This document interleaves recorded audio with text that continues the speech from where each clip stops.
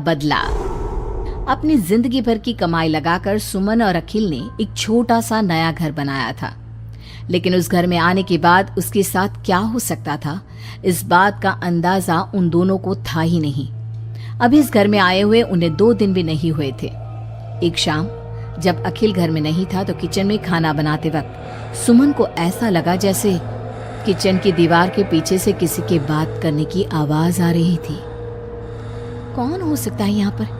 इतना धीरे धीरे कौन बात कर रहा है? सुमन दीवार से कान लगाकर बात सुनने की कोशिश करती है, लेकिन उसे कुछ सुनाई नहीं देता। तभी अचानक घर की लाइट चली जाती है और दरवाजे पर जोर जोर से दस्तक देने की आवाज आती है। सुमन दरवाजे की तरफ दौड़ कर जाती है, लेकिन दरवाजा खोलने से पहले कोई आवाज उसके कान में धीरे से सुनाई पड़ती है। सुमन, मैं यहाँ हूँ, तुम्हारे घर में। सुमन जोर से चीखती है और दरवाजा नहीं खोलती। दरवाजे की बजने की आवाज धीरे धीरे तेज होने लगती है। सुमन लड़खड़ाते कदमों से आगे बढ़ती है और झटके के साथ दरवाजा खोलकर अपनी आंखें बंद कर लेती है। तभी अचानक से अखिल की आवाज सुनकर उसे होश आता है। सुमन, क्या हुआ? तुम इतनी घबराई हुई क्यों हो? अखिल, वो लाइट चली गई और कोई है इस घर में। अखिल, मुझे बहुत डर लग रहा है। वो किचन की दीवार के पीछे से किसी की आवाज आ रही थी। कैसी बात कर रही हो? तुमने खुद सारे लाइट की स्विच ऑफ किए हुए हैं।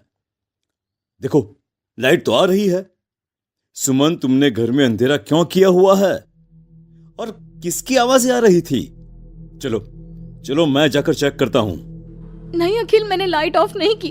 और मैं क्यों लाइट ऑफ करूंगी? ये देखो, ध्यान से देखो, घर के सारे स्विच ऑफ हैं। तुम भी ना कमाल करती हो सुमन। तुम्हारी तबीयत तो ठीक है? ये देखकर सुमन और भी ज्यादा डर जाती है कि सच में लाइट की सारे स्विच बंद थे। सुमन समझ नहीं पा रही थी कि ये सब किसने किया होगा। ठीक उसी वक्त अखिल किचन की तरफ जाता है और सुमन को ऐसा लगा जैसे पीछे से किसी ने उसके कंधे पर हाथ रखा। उसने जैसे ही पलट कर देखा, एक साया उसके घर के दरवाजे से बाहर निकलता हुआ नजर आया। अखिल, अखिल यहाँ आओ, देखो कोई तो है। अभी अभी मैंने उसे बाहर जाते हुए देखा है। सुमन, मुझे लगता है कि तुम्हारी तबीयत ठीक नहीं है। अरे, मैंने किचन में भी जाकर देखा। पास वाले घर में जो लोग हैं ना, उनसे बात करने की आवाज आ रही है। एक काम करो, तुम जाकर आराम करो, मैं खाना खुद परोस कर खा लूंगा। ओके? तुम बेडरूम में जाओ। जाओ। नहीं अखिल, मैं अकेले नहीं जाऊंगी और अब इस घर में मैं एक दिन भी नहीं रहना चाहती। थोड़ी देर के बाद सुमन और अखिल दोनों ही बेडरूम में जाकर सो जाते हैं। डर की वजह से सुमन को नींद नहीं आ रही थी, लेकिन फिर वो गहरी नींद में सो जाती है और सुबह जब सोकर उठती है तो उसने देखा कि अखिल ऑफिस के लिए तैयार हो गया था। अखिल, आप कहाँ जा रहे हैं? मुझे इस घर में अकेला छोड़कर आप कहीं नहीं जा सकते। देखो सुमन, मेरा ऑफिस जाना बहुत जरूरी है। कल तुम ऐसे ही डर गई थी। अब परेशान मत हो और मैं ब्रेकफास्ट बाहर कर लूंगा। ओके? जब तुम्हारी तबीयत ठीक लगे तो तुम खाना बनाकर खा लेना। और हाँ, अगर तुम कहो तो मैं तुम्हारे लिए बाहर से खाना भिजवा दूं। नहीं अखिल, उसकी कोई जरूरत नहीं है। मैं अपने लिए खाना बना लूंगी, लेकिन मुझे डर लग रहा है। डरने की कोई बात नहीं है। अभी मैं चलता हूं, तुम अपना ख्याल रखना। चलो, गुड बाय। अखिल के जाने के बाद सुमन बाथरूम में नहाने के लिए चली जाती है और शावर ऑन करती है। नहाते नहाते सुमन को एहसास होता है कि शावर से पानी की जगह खून गिर रहा था। उसने घबराकर सामने लगे मिरर में देखा और ये देखकर उसके पैरों तले जमीन खिसक गई कि वो पूरी तरह सर से पैर तक खून में भीग चुकी थी। सुमन भागकर बाहर आती है। उसे अपने घर का पूरा फर्नीचर जला हुआ नजर आता है और उसके ठीक सामने खड़ी हुई थी एक औरत जिसने दुल्हन के कपड़े पहने हुए थे। उसके चेहरे पर लंबा सा घूंघट था और उसके शरीर से खून टपक रहा था। कौन हो तुम और क्या चाहती हो मुझसे? यहाँ क्यों आई हो तुम? मैं तुमसे तुम्हारा पति चाहती हूँ। मुझे अपना पति दे दो और मैं वापस चली जाऊंगी। लेकिन मेरा पति? अखिल, मेरा मतलब तुम्हें मेरा पति क्यों चाहिए? हमने क्या बिगाड़ा है तुम्हारा? तुमने नहीं, हर सुहागन औरत मेरी दुश्मन है और जब भी मेरी आंखों के सामने कोई औरत अपने पति के साथ नजर आती है तो मैं उसे जिंदा नहीं छोड़ती। लेकिन तुम ऐसा क्यों करती हो? और प्लीज मैं तुम्हारे आगे हाथ जोड़ती हूँ, तुम मुझे और अखिल को जाने दो। हम दोनों हमेशा के लिए ये घर छोड़कर चले जाएंगे। अब ऐसा नहीं हो सकता। एक बार जो इस जमीन के आसपास से गुजर जाता है उससे फिर हमेशा के लिए मेरे साथ इस जमीन के नीचे मेरी दुनिया में चलना पड़ता है। और तुमने इस जमीन के ऊपर अपना घर बनाकर अपनी दुनिया बसाने की कोशिश कर ली। अचानक से वो औरत सुमन को उसके बाल पकड़कर जमीन पर घसीटने लगती है। सुमन दर्द से जोर जोर से चीखती है, लेकिन उसकी आवाज उसके घर की दीवारों के अंदर दब कर रह जाती है। अब बाकी दूसरी औरतों की तरह मैं तुम्हें भी इस घर की दीवारों के नीचे दफन कर दूंगी और तुम्हारे पति को हमेशा के लिए अपना पति बना लूंगी। जानती हो, मेरी भी शादी हुई थी, लेकिन शादी के ठीक बाद मांग में सिंदूर भरकर मेरे पति ने गला घोट कर मेरी हत्या कर दी और इस जमीन के नीचे मुझे गाड़ दिया। बस तब से मेरी आत्मा यही भटक रही थी। मुझे भी सुहागन बनना है, मुझे भी पति चाहिए। छोड़ दो मुझे प्लीज, मुझे जाने दो। देखो तुम्हें पति चाहिए, तुम किसी और को अपना पति बना लो। मुझे और अखिल को जाने दो यहाँ से।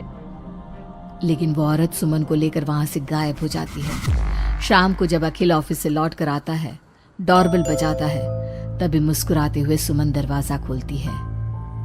दरअसल सुमन के शरीर के अंदर अब उस औरत की आत्मा थी, लेकिन अखिल का चेहरा देखते ही सुमन के शरीर के अंदर एक हरकत होती है और वो अचानक से नाराज हो जाती है।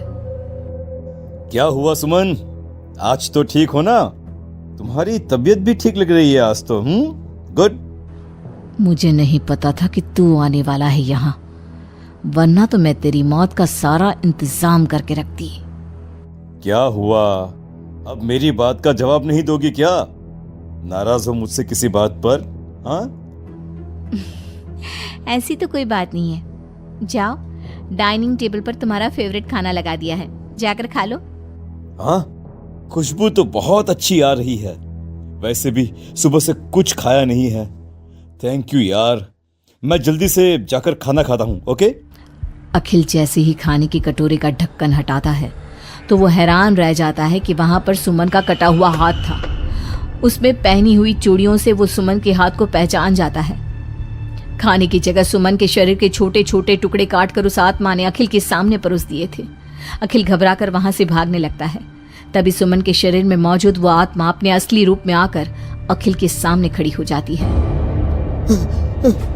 कौन हो तुम? और क्या किया तुमने मेरी पत्नी के साथ?